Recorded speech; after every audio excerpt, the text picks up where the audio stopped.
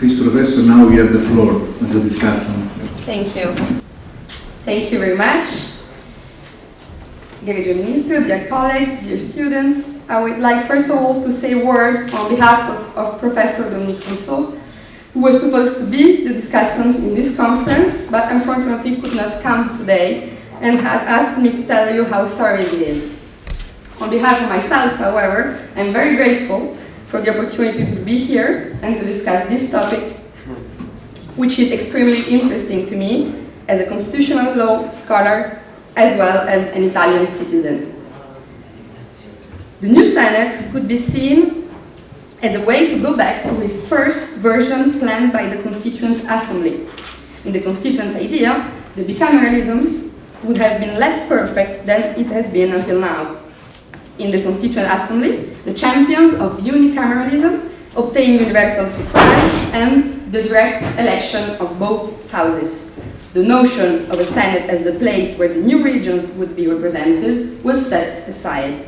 This is why the reform answers to one of the biggest critics towards the Italian system, that it has not been originally designed to be so egalitarian. The diversification of the two chambers is long overdue, as the minister just pointed out.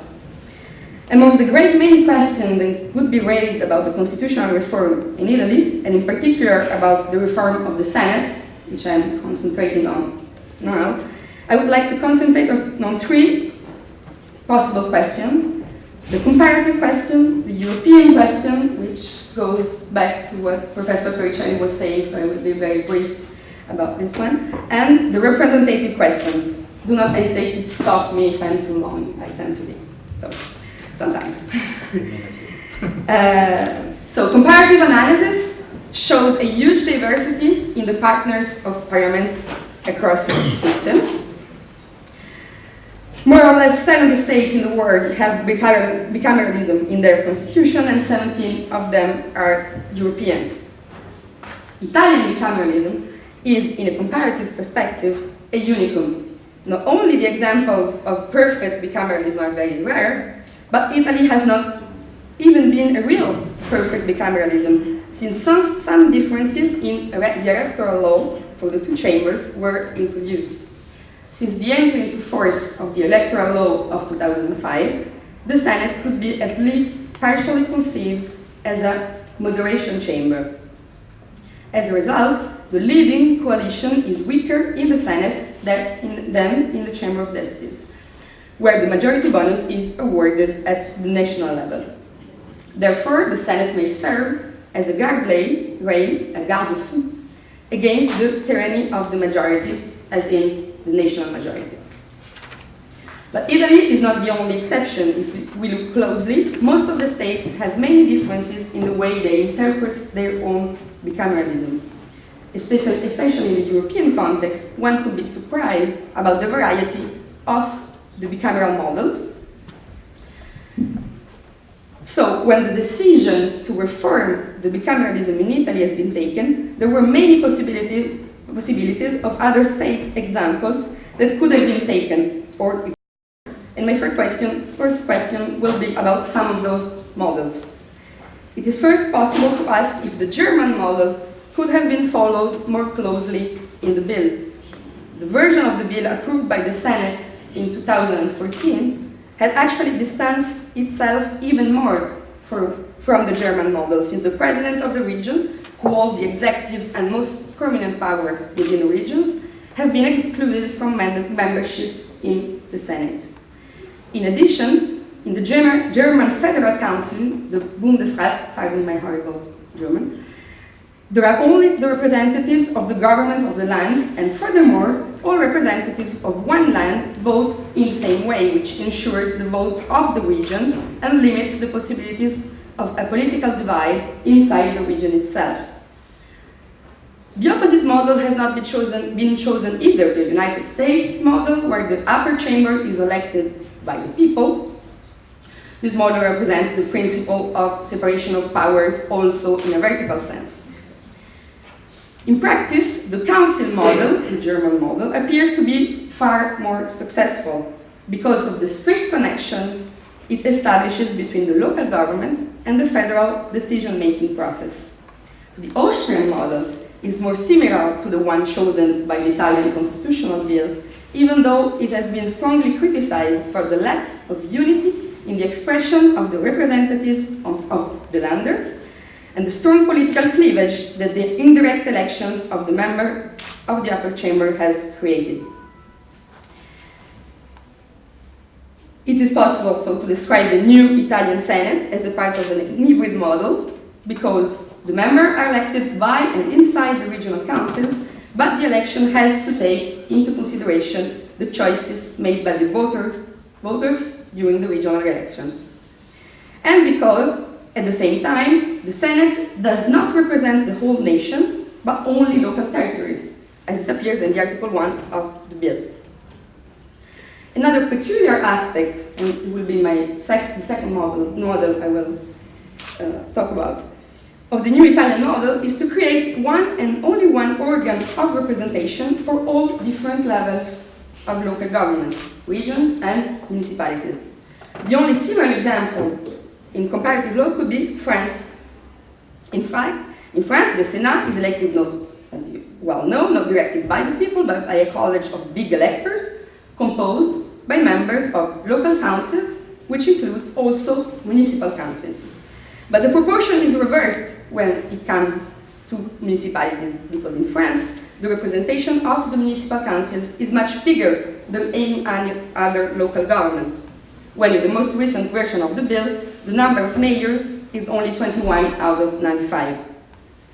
If we continue to compare with the French model, the fact that the office of the members of the Senate is not exclusive, nor the main office they have, has raised many questions and even criticism. Are those elected officials going to do as good as a job as both their functions? Is it possible to be effectively a member of the higher chamber and the representative of a local government? One answer seems to have been given by France in a recent legislative reform. Since February 14, 2014, it is forbidden for a member of parliament of both chambers to have a function in a local government. This goes for the mayors, for the presidents and vice presidents of the local councils in regions, departments, and councils for overseas departments and territories. The legislative process on this particular question has been very difficult in French parliament, but the general idea of the law comes from the fact that successive reforms have increased the powers of the local governments as well as the powers of parliament, and that it was not efficient anymore to have 60% of the members of parliament having a local office as well as the national one. This recent change in the French model seems not to have been used by the Italian bill, and maybe it would be interesting to ask, I thought, the reason for it, and maybe if it has been discussed and how, as the two debates were at exactly the same time. I guess the general question I'm making here is the use of comparative law in a decision like this one, how to reform a Senate when practically all the models have already been used and maybe even proven themselves in a good way or in a bad way. Are the foreign models taken into account as well as their limits and problems? Have those particular models I spoke about been looked at, and if that's the case, in what way? For the European question, it's very similar to what Professor Coricelli said, maybe in a low scholar direction. I wanted to ask something about the new division of the legislative power between the Chamber of Deputies and the Senate, because in the report that precedes the original bill of the government, it is stated that the new chamber has important functions concerning the realization and the creation of the EU normative acts. At the same time, there is a diversification in the legislative power because the Chamber of Deputies exercise legislative functions, whereas the Senate participates to it. This distinction is far more extreme than the way French unequal bicameralism works, for example, because Article 24 of the French Constitution states that the Parliament votes the law, and the fact that the French Senate represents the collectivité territoriale is added to its legislative competence and not substituted to it. So, how the fact that the Senate is and participates to the decision that creates and realizes European Union's normative acts, how does this link with the possibilities of the Chamber of Deputies to have the last call, as we say even in France, and most of all, as a great part of the legislative process today comes directly from the EU, how the Senate can really be a part of EU normative acts without having the legislative power itself. And then my last question can be resumed as the representative question, because the new Senate represents the local institution, as in the Article 1 of the bill, whereas every deputy represents the nation. So the reform is actually the answer to most important objection to the egalitarian model, not having a strong institutional place in which regional interests can be represented. The Italian system was, or is, until now, characterized by a high rate of conflict between the state and the regions, the arbiter of which is the Constitutional Court. In the light of this aspect, one of the reasons in favor of the reform lies in the possibility of reducing this overwhelming rate of justiciable conflict. So this new local representation is a goal and is pursued at the same time as another goal of the reform, the governability of the state. This goal is composed by the stability of government and the rapidity of the legislative procedure, both of which have been declared to be constitutionally legitimate goals, I quote, by the Constitutional Court in January 2014. The problem would be that those two legitimate goals are not always compatible. Efficiency and rapidity in the decision-making process is clearly favored, for example, by the existence of a single chamber. On the contrary, a less efficient process is the price that bicameralism must pay to ensure the pursuit of other interests, such as good representation and separation of powers. So good bicameralism can be defined as a bicameral system that is capable of balancing efficiency and the pursuit of other interests.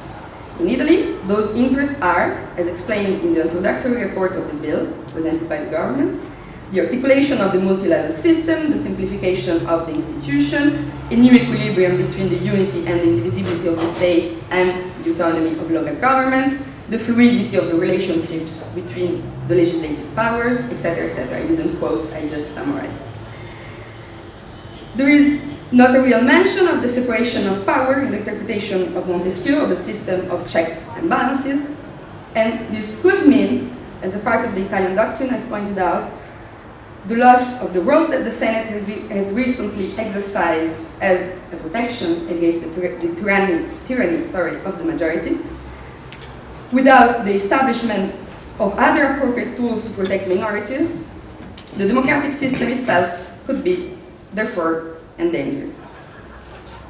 So this comes to maybe two questions, or just, I don't know if they're real questions, but who the Senate really represents, where there is not a real compact representation of the regions, because, as we say, we are not following the German model, and it is not a representation of the nation either, because this is an exclusive characteristic of the new Chamber of Deputies.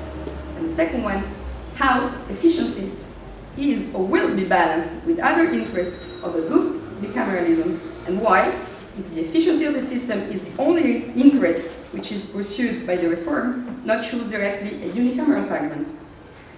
It is possible in this regard to remind a concept that is not new, but as the constitutionalist Massimo Luciani has recently recalled, that slowness is not in itself bad when it comes to decision-making process, nor rapidity is in itself good, because we could always say that the fastest legislative powers of all times is the one detained by an absolute monarch.